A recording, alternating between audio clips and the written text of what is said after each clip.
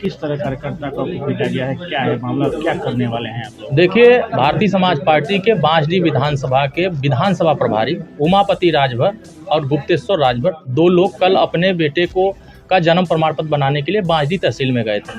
तहसील में खड़े होकर के टाइप राइटर के पास वो टाइप करा रहे थे। पीछे से एक गाड़ी आती है जो तहसील के स्टोनो हैं, वो अपनी गाड़ी लेकर आते हैं और उमापति के ऊपर चढ़ा देते हैं। उमापति का पैर फ्रैक्चर हो जाता है और वो गिर जाते हैं। गाड़ी आगे बढ़ती है, वो रुकते हैं, आते हैं, देखते हैं पीला गमछा लगाया है। उसका पीला गमछा खींचते हैं और खींच करके उसको एक इधर मारते हैं, उधर मारते हैं। अब मारने के बाद गाली देते हैं। गाली देने के बाद वो फ़ोन करते हैं बांसडीह के दरोगा को। वहाँ से बांसडीह के दरोगा रंजीत विश्वकर्मा हैं और एक सिपाही आते हैं जिनका नाम है शैलेश शर्मा। ये आते हैं और उमापति राजभर को गाली देते हुए मारने लगते हैं, भद्दी भद्दी गाली देते हैं और उसके बाद इनका गमछा खींच करके उसी से लपेट करके इनको गाड़ी में बैठाते हैं और लेकर थाने में जाते हैं। वहाँ थाने में मारते हैं, गाली देते हैं, उनको बुरी तरह घायल कर देते हैं और वो दुहाई दे रहे हैं कि हमको छोड़ दीजिए साहब, हमारी कोई गलती नहीं है। निर्दोष को पीट करके आप इस तरह से जख्म देंगे तो ये भारतीय समाज पार्टी के कार्यकर्ता बर्दाश्त नहीं करेंगे। वहाँ से उन्होंने फ़ोन किया माननीय ओम प्रकाश राजभर जी को। यहाँ तुरंत सभी संगठन के नेताओं को सूचना दिया गया इस तरह की घटना है। बाकी कार्यकर्ता वहाँ मौके पहुँचे, दरोगा से बात कर रहे थे। दरोगा पूरा रुबाब दिखा रहे थे कि हमारा कोई कुछ नहीं कर सकता है, मैं हूँ, जो चाहूँगा वही करूँगा, जिसको चाहूँगा उसको पीटूँगा। ये इस तरह का लैंग्वेज करते हुए कार्यकर्ताओं को धमकी देने लगे कि यहाँ और लोग आएंगे तो हम सबको बंद करेंगे। तो वहाँ के कार्यकर्ताओं ने फैसला किया कि माननीय ओम प्रकाश राजभर जी तक सूचना पहुँचे कि बांसडीह के दरोगा जो रंजीत विश्वकर्मा है और शैलेश सिपाही है और स्टोनो साहब है, हम लोगों ने तय किया है जब तक ये तीनों लोग सस्पेंड न हो जाए और इनको घर वापस न पहुंचा दिया जाए तब तक इंतजार करेंगे। 7 तारीख को भारतीय समाज पार्टी पूरे बलिया संगठन के लोग बांसडीह थाने घेराव करेंगे, जिसमें नेतृत्व माननीय ओम प्रकाश राजभर जी खुद करेंगे। वो खुद आएंगे और इस बांसडीह के दरोगा को एहसास कराएंगे कि ये बलिया में अगर हमारे कार्यकर्ताओं के साथ अन्याय किए हो, निर्दोष के साथ अन्याय किए हो, तो तुम इस थाने पर रहने लायक नहीं हो। हजारों लोगों को लेकर के थाने पर जाने का काम करेंगे। और माननीय मुख्यमंत्री जी को आपके माध्यम से, बलिया के डीएम साहब को आपके माध्यम से, एसपी साहब को आपके माध्यम से संदेश देना चाह रहे हैं कि शाम तक उन सभी को सस्पेंड कर दीजिए, नहीं तो लड़ाई आर पार की होगी। हम कार्यकर्ताओं के सम्मान से कभी भी खिलवाड़ नहीं होने देंगे। कार्यकर्ताओं पर आँच आएगा तो हम बर्दाश्त नहीं करेंगे।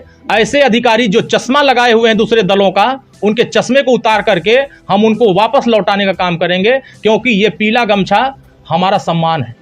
ये पीला गमछा हमारा सम्मान है, हमारा मान है। अगर हमारे पीले गमछे को आपने निगाह लगाया है, हमारे साथ अन्याय किया है, तो इसका भी इलाज आने वाले समय में आपका हो जाएगा। क्योंकि हम लोगों ने, कार्यकर्ताओं ने संग मिलकर सरकार बनाया है और सरकार में ऐसे चश्मा लगाकर अधिकारी बैठकर इस तरह का हरकत करेंगे तो ये उत्तर प्रदेश की सरकार का ये गाइडलाइंस नहीं है। उत्तर प्रदेश सरकार का ये विजन नहीं है कि किसी गरीब को, निर्दोष को आप पीटेंगे, उसको मारेंगे और ऊपर से मुकदमा नहीं लिखेंगे।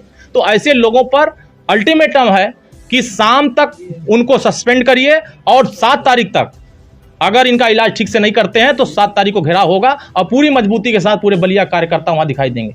एक बयान भी मंत्री जी का वायरल हुआ था कि अगर कोई कार्यकर्ता पीला गमछा लगा करके थाने में जाता है तो दरोगा को उसको उसमें ओम प्रकाश राजभर नजर आएंगे। इसका कितना असर हो रहा है, दिख रहा है? देखिए, पूरे उत्तर प्रदेश में हर अधिकारी इस तरह का नहीं कर रहे हैं। कुछ अधिकारी हैं जो दूसरे दलों का चश्मा लगा करके निगाह से देखते हैं। वो अधिकारी अभी अपने सोच को नहीं बदल पाए। ऐसे ही घटना जौनपुर में किसी ने किया था, किसी दरोगा ने किया, सूचनाएं सरकार तक पहुंची और 24 घंटे के अंदर उनको सस्पेंशन ऑर्डर मिल गया, वो घर चले गए। हम नहीं कहते हैं कि सारे अधिकारी गड़बड़ हैं, लेकिन कुछ ऐसे अधिकारी हैं जो इस तरह की हरकत कर रहे हैं। तो पीला गमछा में सीधे ओम प्रकाश राजभर नजर आते हैं, वो उनको भी पता है, देश के लोगों को पता है। ये राजभर पीला गमछे से जाना जाता है। ये राजा का वंशज है और राजा का वंशज कभी झुक कर काम नहीं करता है। संघर्ष करने वाला कौम है। हम लड़ करके इस देश से मुगलों को भगाए हैं, विदेशी आक्रांताओं को भगाए हैं, तो हम लड़ करके ऐसे जुल्म करने वाले अधिकारी को भी भगा कर दिखाएंगे।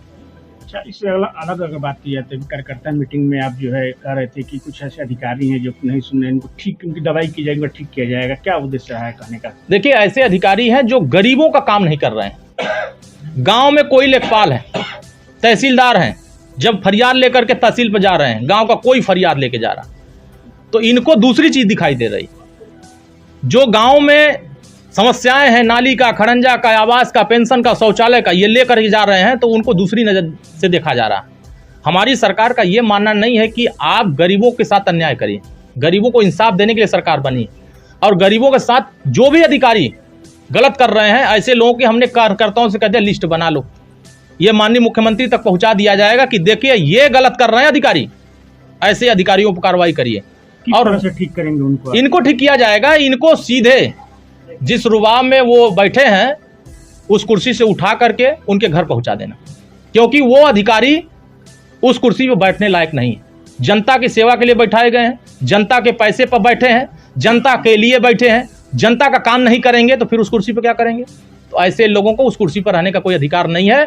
भारतीय समाज पार्टी गरीबों के लिए काम करती है, वंचितों के लिए काम करती है, उपेक्षित वर्गों के लिए काम करती है, और कहीं उपेक्षित वर्गों का शिकायत आएगा तो हमारा काम है उसको दूर करना, हमारा काम है अधिकारियों तक पहुंचाना। अगर अधिकारी काम नहीं करते हैं तो ऐसे अधिकारियों के भी खिलाफ सरकार कार्रवाई करने के लिए बाध्य है। लेकिन हम संदेश आपके माध्यम से दे रहे हैं कि वो अधिकारी सचेत हो जाएं जो अधिकारी पीले गमछे से बहुत ज्यादा तकलीफ में है, जो पीले गमछों को देख करके उनका जो गर्मी है वो बढ़ जा रहा है, उनकी जो नशा है वो चढ़ जा रहा है। तो उनका नशा इस पीले गमछे के एक दिन सरकार बना करके इनका नशा हम उतारेंगे।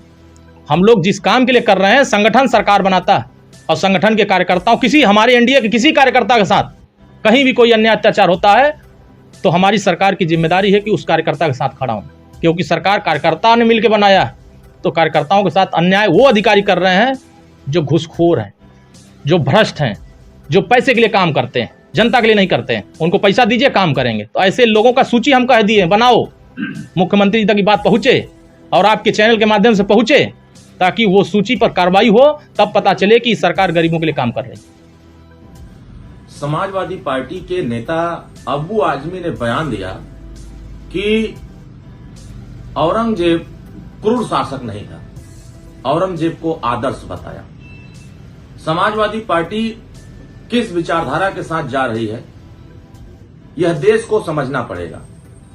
भारत की सनातन संस्कृति, भारत की सभ्यता और भारत की विरासत इस बात को जानती है कि सबसे ज्यादा अगर क्रूर शासक कोई था तो औरंगजेब था।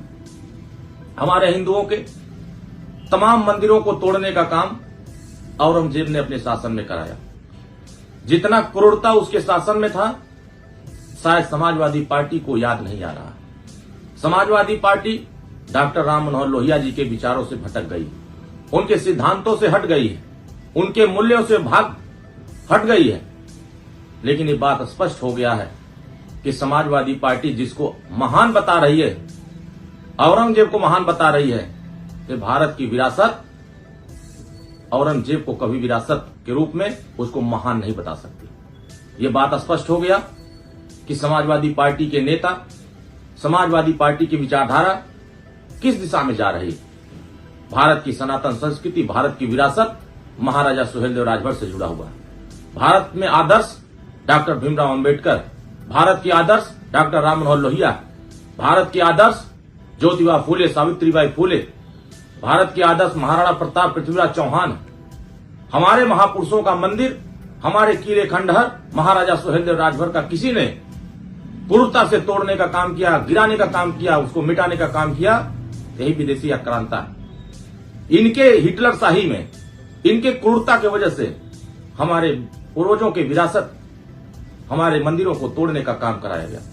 लेकिन अगर समाजवादी पार्टी औरंगजेब के रास्ते पर चल रही है तो भारतीय समाज पार्टी और एनडीए गठबंधन भारत के विरासत के साथ चल रही है। हम इस देश में इस विचारधारा को पनपने नहीं देंगे जो क्रूरता की विचारधारा के साथ जा रहे हैं। औरंगजेब कभी भारत का आदर्श नहीं हो सकता। अगर आदर्श कोई होगा तो डॉक्टर राम मनोहर लोहिया, महाराजा सुहेलदेव राजभर, भगवान श्री राम जी आदर्श हो सकते हैं, पृथ्वीराज चौहान हो सकते हैं, ज्योतिबा फूले, सावित्रीबाई फूले, डॉक्टर भीमराव अंबेडकर, ये हमारे आदर्श हो सकते हैं। तो स्पष्ट हो गया कि सनातन संस्कृति, भारत की विरासत को किस दिशा में समाजवादी पार्टी लेके जाना चाहती है। तो ऐसे क्रूर आक्रांता को अगर समाजवादी पार्टी ने महान बताया है तो बताए कि राम मनोहर लोहिया के आदर्शों पर क्यों भटक गए हैं, राम मनोहर लोहिया के विचारों से क्यों भाग रहे हैं, उनके मूल्यों को क्यों भूल गए। इसका मतलब समाजवादी पार्टी अब दिशा से भटक गई है। आने वाले समयों में इस देश के हिंदू राजा का अपमान, हिंदू राजाओं के साथ जिस तरीके से इनके विचार सामने आए हैं, हमारे सनातन संस्कृति, हमारी विरासत के जो खिलाफ जो इनके आवाज उठ रहे हैं, समाजवादी पार्टी को आने वाले समय में इसका जवाब देश की जनता देगी, देश की विरासत से मिलेगा, देश के सामने इसको देखने को मिलेगा।